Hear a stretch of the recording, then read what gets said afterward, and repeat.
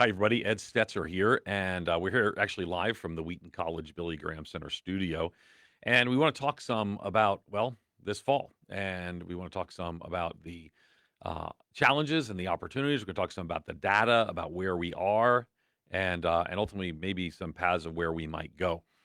So let me encourage you, if you're just now joining this Facebook Live, and we're actually going to post this later as well, take a moment to share it, to like and share it, because it enables other people to see the content that we're talking about. And this is the content we're talking about. We're going to be walking through what it means to prepare your church to engage our new reality this fall, right? What does it look like? Obviously, COVID has had a substantial impact on the church, on churches across the world. We're going to focus some on some data here in the United States and touch a little bit on Canada as well.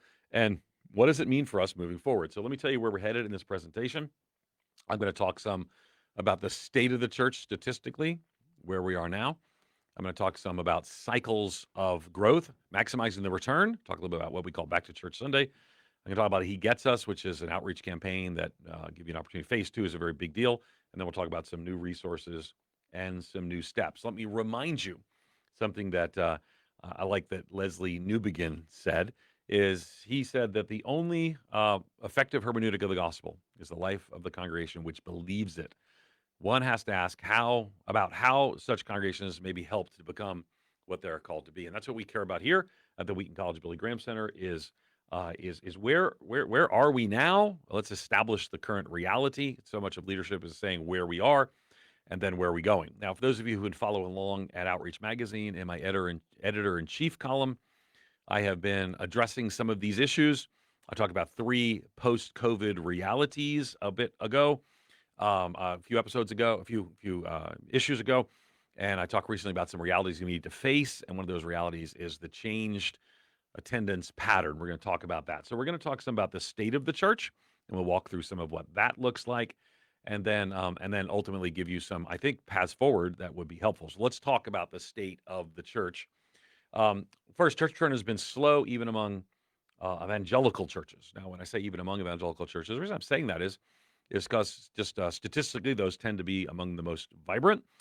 And you can actually see that in the numbers. You can actually see that in the numbers.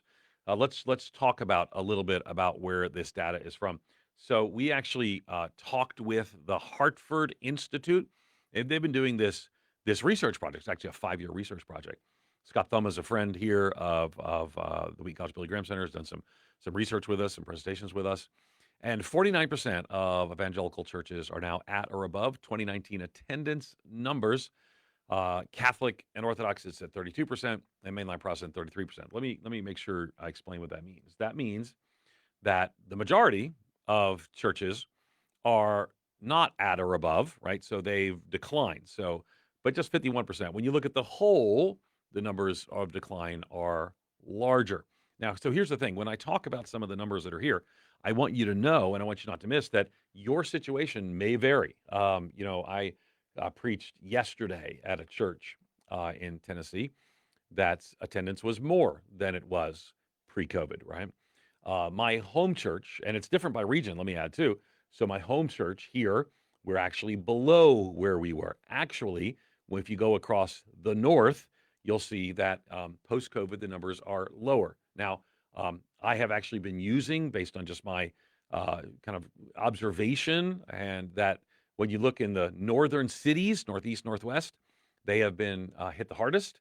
The church I served at in New York City as an interim, for example, is like a lot of churches, you might see that they're at 50 to 60% attendance. You go to maybe where we are in the Chicagoland area where I am, it might be 60 to 70% attendance. In Tennessee, it might be, I just tested on my brain because I was there yesterday, much of the American South might be 80 plus in attendance as an average. In Texas, it could be 90%, right? It's different depending on where you are, and in a lot of ways, depending upon how people responded and dealt with the pandemic. It also has to do with urban versus rural. We see a distinction between urban gathering at a lower level, rural or higher level. We see people, like, for example, African American churches are disproportionately impacted and we've seen that some of the challenges there in attendance patterns as well. So, But at the same time, we need to acknowledge that there's some challenges here. 14% of evangelical churches agree that their existence might be threatened by the impact of the pandemic, and you can actually see Catholic and Orthodox, that's lower. This is again all from Hartford here. So what then is? I mean, I gave you some observational numbers that I saw, percents that we've seen as we've been working with churches and talking to churches. So what is it that we actually see? Well, we actually have some data. What we really need, I mean, it's a big question of what 2022 is right now, right? You don't get 2022 data generally until 2023, but we actually have some data from earlier. Here's actually some data from Pew. And two-thirds of U.S. adults typically attend religious services, say they have done so in the last month.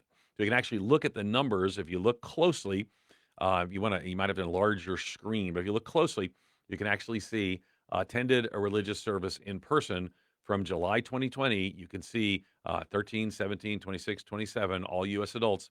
So you can see that shift, and you can compare that to typically attend at least once a month. So look at that second line, typically attend at least once a month. You see that that's grown from a third in July 2020 to the last data point we have, March 2020, was two-thirds. So you may have heard people say that we're at two-thirds of attendance, and I think that there's some truth to that. But I think since then people have seen some greater return, and I'm of the view that this fall is a key opportunity for us. That's part of what I'm talking about today while we're doing this Facebook Live. Now, again, if you're just joining us, can I just ask you to share so folks can follow along? And you can like and share right there if you're on Facebook. If you're not watching this live, then obviously you can still like and share, but otherwise people can kind of hear what we're talking about here. So second thing we know is that COVID has impacted volunteer engagement. We've seen its impact on volunteer engagement, and we can actually see that here. Again, using the Hartford data. We've done Hartford data and Pew data so far. We got a couple other data sources coming.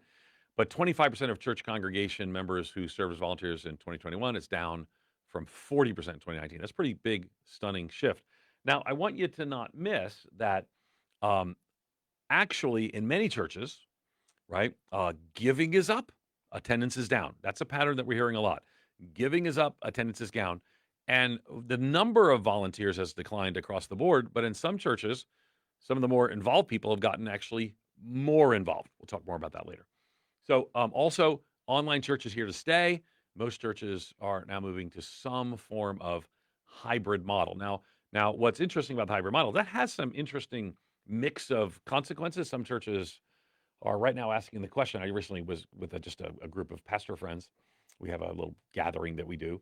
And a lot of them are saying, maybe we need to de-emphasize just how awesome our online experience is so that we can encourage some people to return to physical church.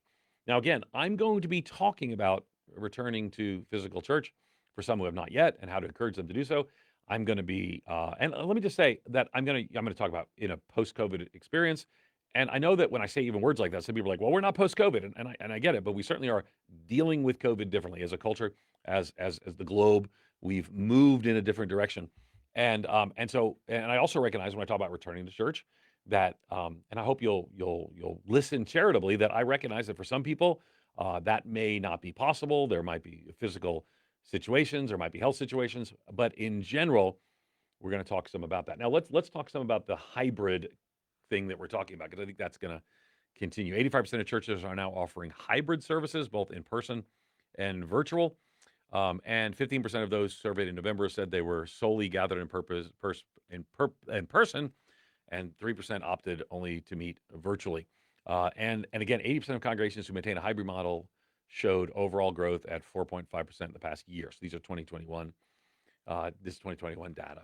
So let's look back to Pew for just a second, right?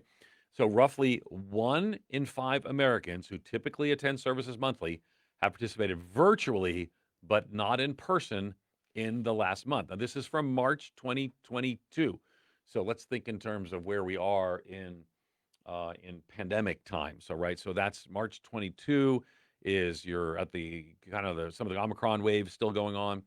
Again, so again, this is such a moving target, but I think the more we know, the better we can engage our situation. So here we are now seeing Some of these numbers have increased. I think most of us would acknowledge that.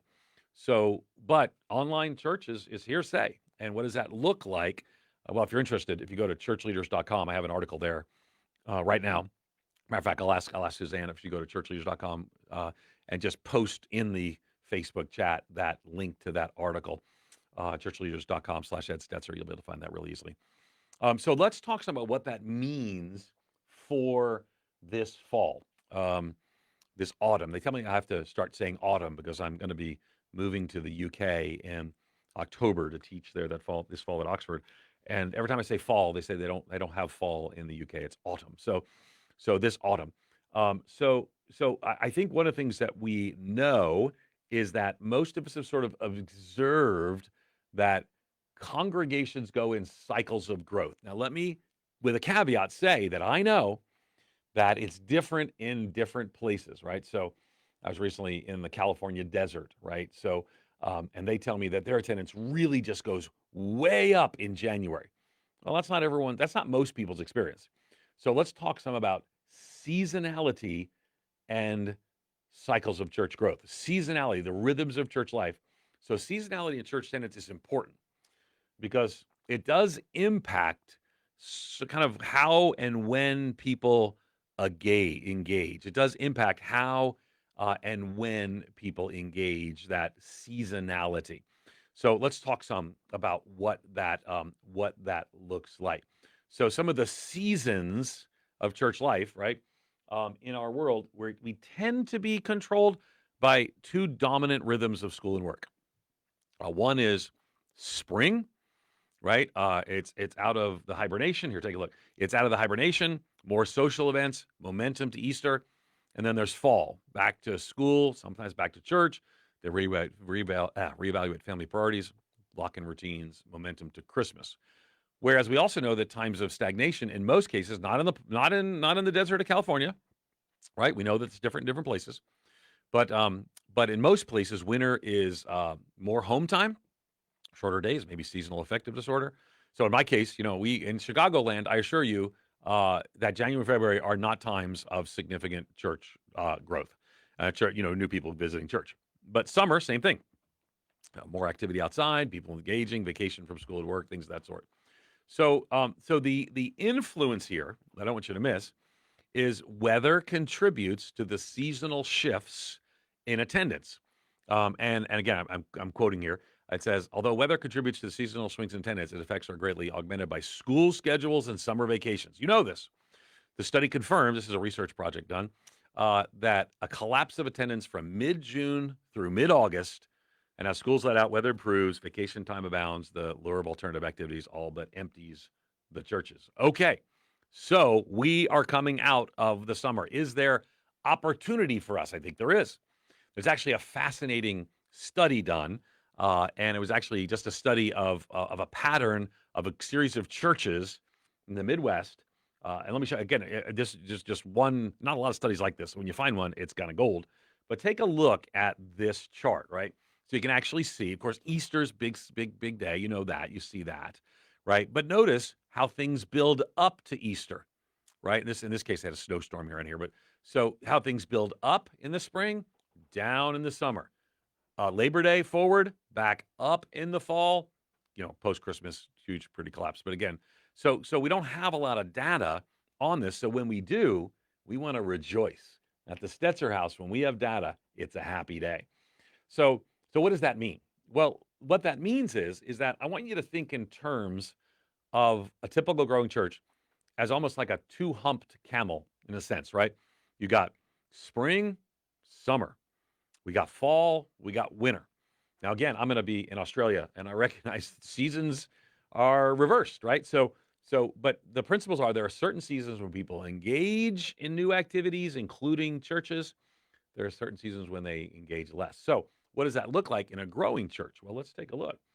In a growing church, you're actually going to see that if you kind of think in terms of these seasons. So winter might be plateaued, but spring, you're seeing new people engage. That summer might be plateaued, but then fall, you're seeing new people engage. The stable church, it's up and down, right? It's up and down. Declining church declines most in the winter, maybe stabilizes a while in the spring, declines again in the summer, stabilizes in the fall. So here's what I want to say to you.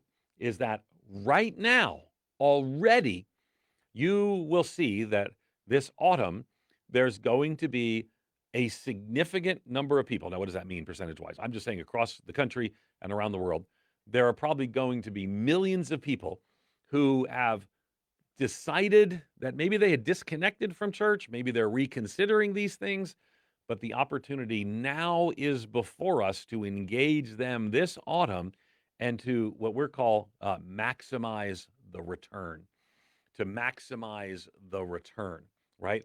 So different resources help with that, right? So I have the privilege of serving and helping with Back to Church Sunday, right? So National Back to Church Sunday is a call to action, inviting the unchurched. You can go to backtochurch.com, September 18th. Why? Because it's following and patterns, the rhythm and patterns that already exist. So you're already sharing the gospel. You're already preaching the gospel, but now you've already got existing rhythms and patterns, and fall tends to be an opportune time for outreach. And now you're at a time when the culture around us, most people around the world are seeing, dealing with COVID differently. And again, people have been dealing, again, it's people again responded differently in different places, right? If you're in an urban center in the Northwest, very different than in rural Texas, right? So, but by now, in most places, where maybe patterns of gathering were disrupted. Some of them were disrupted for a few months, some of them for a year.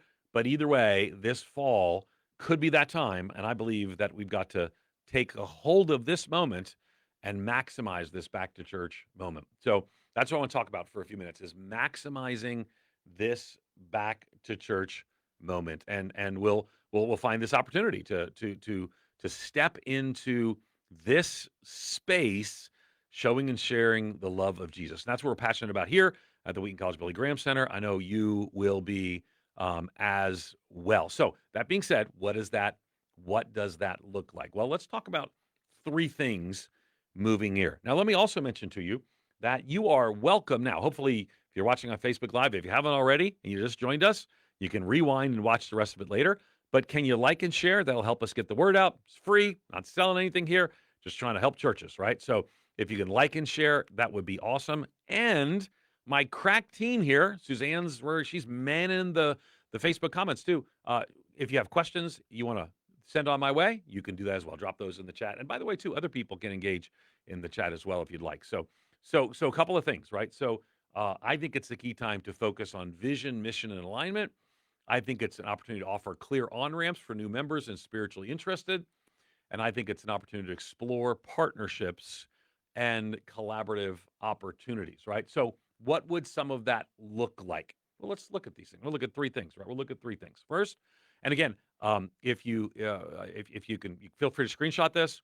What are primary questions, right? Mission, vision, alignment, right? So you want to make sure that ensure your community values are correctly understood and prioritized. How can churches generate momentum and energy, right? So what does that look like? A mission, vision, sermon series, right? It might be a reevaluation and promotion of strategic goals, right? Leadership, key gatherings, right? And whole church gatherings, right? Now, where you're actually reminding people who you are, why you exist, and where you're going, right? So we are rallying our church. Now, I've been doing this webinar called Three Post-COVID Missiological Realities. And I go through these three, I call it the first one's the cultural convulsion, the second is the great sort, and the third is layers of engagement, disengagement. Just did it yesterday for a team. And I then end with, so where do we go from here? That's the description. What's the prescription? And I say, among other things, it's two things. It's to elevate your ecclesiology and to engage the mission. Elevate your ecclesiology and to engage the mission. And I think this is a key time for us to remind our churches who we are, why we gather, including gathering physically, why we are in community together. In the midst of the tumult and the turbulence, I'm convinced we're in a unique time of cultural tumult and turbulence that will probably last several more years.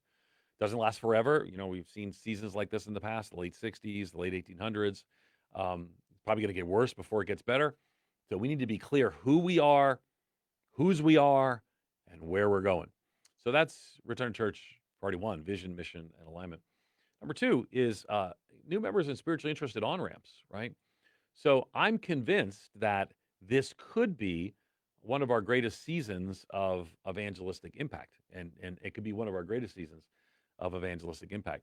And there are opportunities that are there. How do you help people move from the first visit when people will be returning? Is it unclear or awkward? I mean, again, I think we need to. I don't think this is everything, but I think we need to rethink some of the assumptions, the processes, and more that we walk through. We need to rethink them and kind of walk through those processes together. Great opportunity to start new believer or seeker study groups, whatever term you want to use, where people are actually answers to pressing questions, where community engagement and service opportunities, right? So I want to encourage you to find ways and tools to show and share the love of Jesus, and also too the opportunity to build those collaborative partnerships as well. To build those collaborative partnerships as well. So, how do we impact our community? What ways can we show and share the love of Jesus? Can we support other churches or pastors struggling in the wake of COVID? Right. And also, too, one of the things I want to encourage you that I'm a part of, I'm one of the spokespeople for this, helping speak and encourage people to be engaged and involved, is the He Gets Us campaign. Now, the He Gets Us campaign is actually the largest faith-based media campaign in history, and some of you've seen it. I'm actually I don't know a lot about sports ball, as most of you know. Sport ball, I've been told to call it. But tomorrow I'm going to a White Sox game, and I believe that's baseball. And He Gets Us is going to be when I don't know if it's timed this way, but when I was there at a prior one, when there was an error on the field, there was signs that went over all the stadium. It said Jesus forgives errors or forgave errors. So I don't know if that was timed or not, because I wouldn't want to be the guy who made the error and then see Jesus. But maybe I don't know. Maybe they like that. Um, but all that to say is that's just been kind of a primer to where we're headed, right? We're moving to more public engagement, church action, and more. And so let me tell you a little bit about He Gets Us and the opportunity that's there. It's the biggest national effort to change hearts and minds about Jesus. The campaign objectives are to influence attitudes and perceptions about Jesus, calling Christians to reflect Jesus more authentically. We actually found, I was reviewing their research, and the research is pretty fascinating. The issue isn't Jesus. People tend to have a positive perception of Jesus, though we all know we might make them in their own Jesus in their own image. But 50% more are open to learning more about Jesus. Um, Many agree his teachings are positive for society as a whole. He seeks peace, is approachable, right? And we all know that when it comes to evangelism, people will debate this about preaching, and I understand that. But when it comes to evangelism, engaging people where they are really matters. Paul does this at Mars Hill, but he does that beforehand. He does that at Lystra, and he does that before that at Pisidian Antioch, right? So engaging people with the questions that they have is key.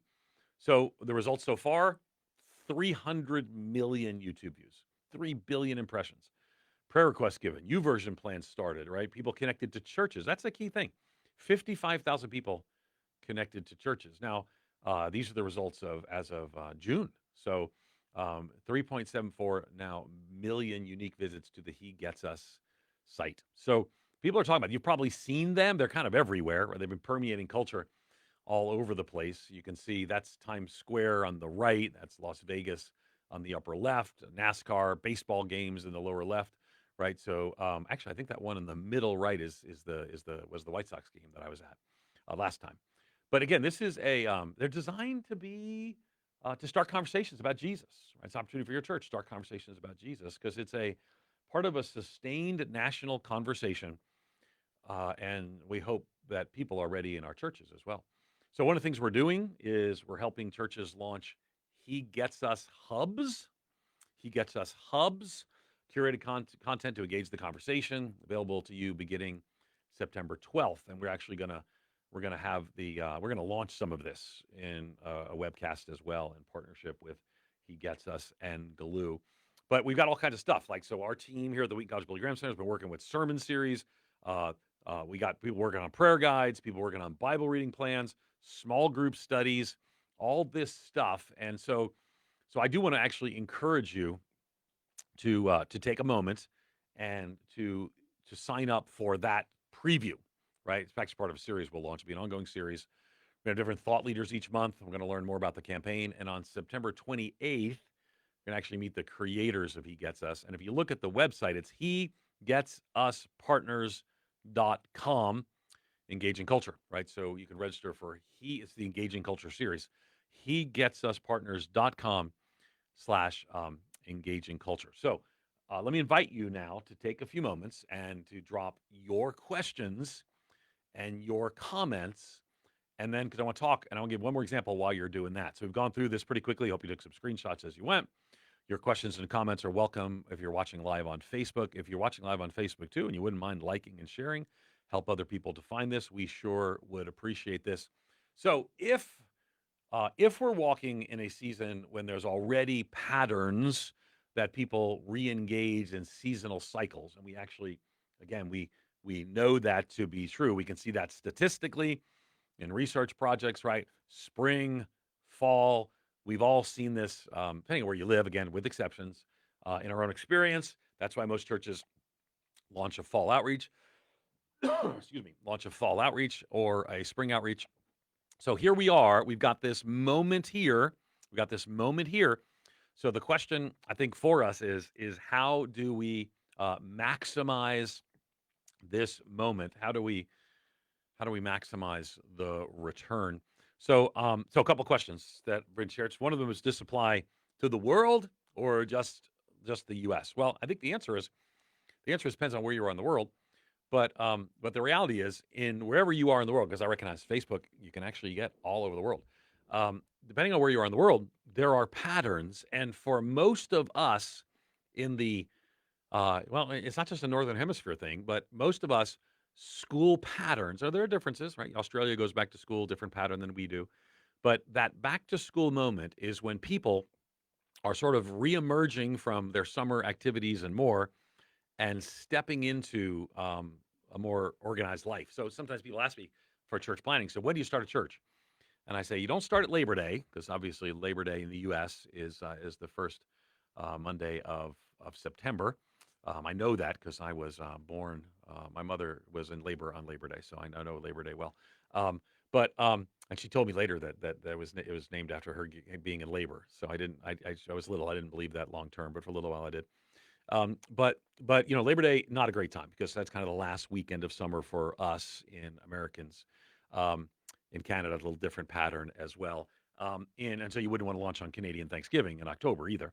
But the week after Labor Day, people are still sort of getting in the swing of things. But 2 weeks after Labor Day and that's one of the reasons Back to Church Sunday, right? So Back to Church Sunday is on that day and that time. And maybe you're already engaged in Back to Church Sunday. We have thousands and thousands of churches who are.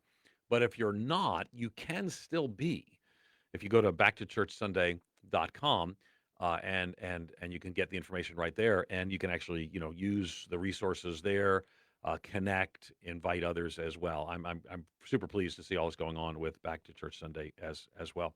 So if this is a challenging time, I'm of the view that it's a lot like maybe past challenging times. I think history doesn't repeat itself, but it tends to rhyme. And in times of great cultural turbulence and tumult, like we're walking through right now, often there are times of spiritual renewal. So as we're sort of walking through and we see this, I mean, think of all the things that are aligned here, right? Fall, a time when people are rethinking community and regathering in different and new patterns. Fall. Then post-COVID, or we're going to define that. Certainly, people are responding differently, right? Regathering in places, going to theaters, going to whatever else it may be. We see the patterns all around. Again, I can recognize some. You're like, well, in Texas, that was a year and a half ago. I get it. But it's different in different places. So we see that pattern as well. And then we have Back to Church Sunday. We have the He Gets Us campaign, largest faith-based media campaign. And I think we have churches that are ready. And maybe it was it was a challenging couple of years, but are ready to make much of Jesus and to ultimately show and share the love of Jesus to a broken and hurting world. So what I want to do is I want to invite you to participate in some of the things that I'm engaged with, and I'm hopefully for many of you trust and sort of want to engage some of that space here. So let me again invite you to hegetsupartners.com, hegetsupartners.com, and you can see the engaging culture. There's going to be a whole series. We're going to continue this series through when I'm at Oxford. We're going to continue this series as well. And again, we're going to give you the opportunity with thought leaders and more to sort of engage these conversations as we walk through this together. Let me again invite you to like and share on Facebook. I think we've answered the questions that are there. So that being said, we're going to kind of wrap up our time together. And let me again encourage you that I don't believe the moment we're in pauses the mission we're on. So let's be thinking about how to engage our communities in fresh ways. We're actually doing something for Outreach Magazine. We're putting together a list of ways churches are engaging their community. That'll be the next issue. The ways churches are engaging their community. The Wheaton College Billy Graham Center providing all kinds of resources, what it might look like as well. And so let me encourage you again to register for the next webinar. And Andy, remind me, that's the one at hegetsusportners.com/engaging culture. I want to make sure I'm talking about the right webinar, but hegetsusportners.com/engaging culture. Make sure you head over there, register for that. Suzanne, if you wouldn't mind, drop that in the link too. So if you haven't already, so people can people can find that there. Thanks for taking the time. Hear this from us here at the Wheaton College Billy Graham Center. I'm on sabbatical from Wheaton. People know that. I'm not on sabbatical from reaching people for Jesus, and I'm just on sabbatical for my administrative and teaching responsibility here at Wheaton. But I'm all in on making much of Jesus, and I think this fall is a key season. So this autumn's a key season. So thanks for taking the time. God bless.